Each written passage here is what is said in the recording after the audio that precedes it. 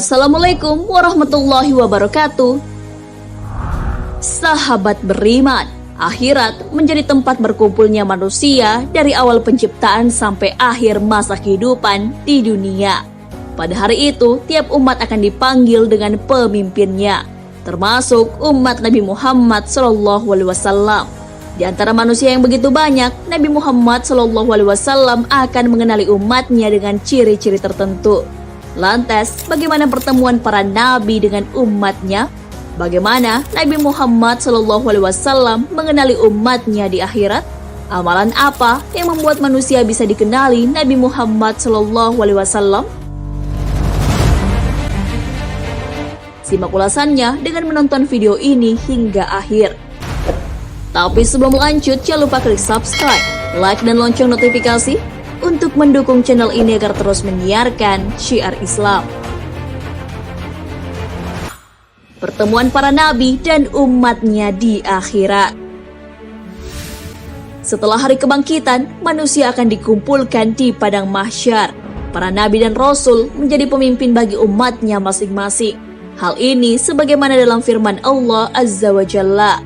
Ingatlah suatu hari yang di hari itu kami panggil tiap umat dengan pemimpinnya. Quran Surah Al-Isra ayat 71.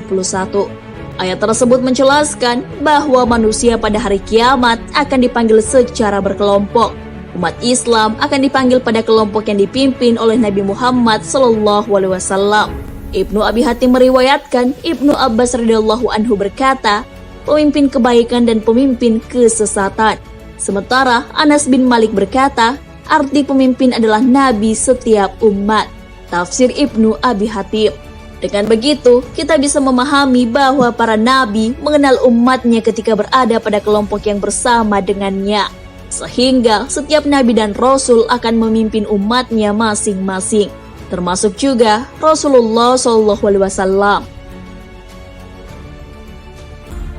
Cara Nabi Muhammad SAW mengenali umatnya.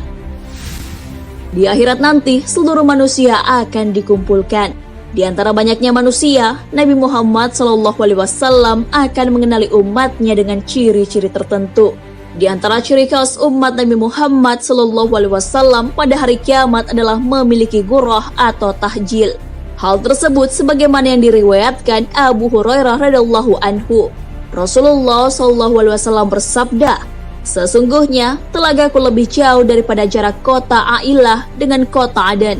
Sungguh ia lebih putih daripada salju dan lebih manis daripada madu yang dicampur susu. Dan sungguh cangkir-cangkirnya lebih banyak daripada jumlah bintang. Dan sungguh aku menghalau manusia darinya sebagaimana seorang laki-laki menghalau unta orang lain dari telaganya. Mereka bertanya, wahai Rasulullah, apakah engkau mengenal kami pada waktu itu? Beliau menjawab, ya, aku mengenal.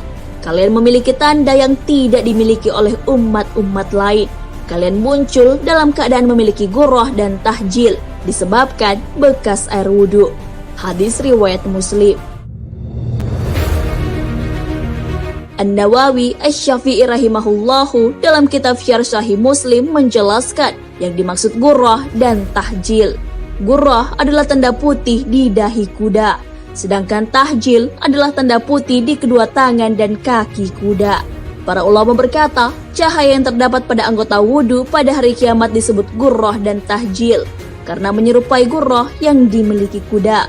Dari penjelasan tersebut dapat dipahami bahwa ghurrah dan tahjil adalah cahaya putih pada wajah, tangan, dan kaki, yang mana ini adalah anggota badan yang dibasuh ketika berwudhu. Inilah yang merupakan ciri khas umat Nabi Muhammad SAW karena tidak dimiliki umat lainnya.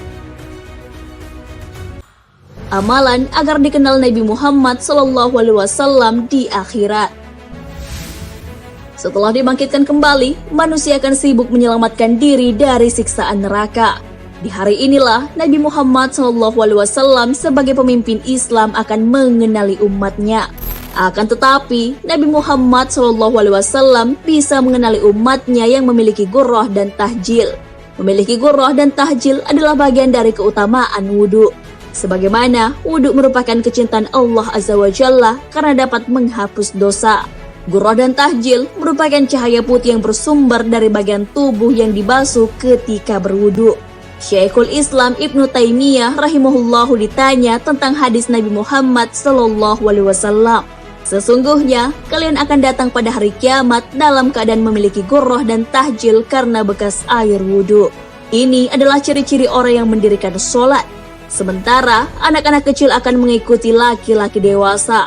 Sedangkan orang-orang yang tidak berwudhu sama sekali dan tidak sholat sama sekali tidak akan dikenali pada hari kiamat. Nah, sahabat beriman, wudhu merupakan ibadah yang memiliki banyak keutamaan. Dengan berwudhu dan mendirikan sholat akan mudah dikenali Nabi Muhammad SAW di akhirat.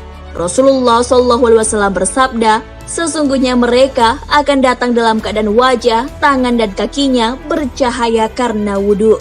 Sedang aku akan mendahului mereka menuju telaga. Hadis riwayat Muslim. Wallahu a'lam bishawab. Sahabat beriman, jangan lupa berbagi informasi dengan share video ini, karena sebaik-baik manusia adalah yang paling bermanfaat bagi manusia. Wassalamualaikum warahmatullahi wabarakatuh.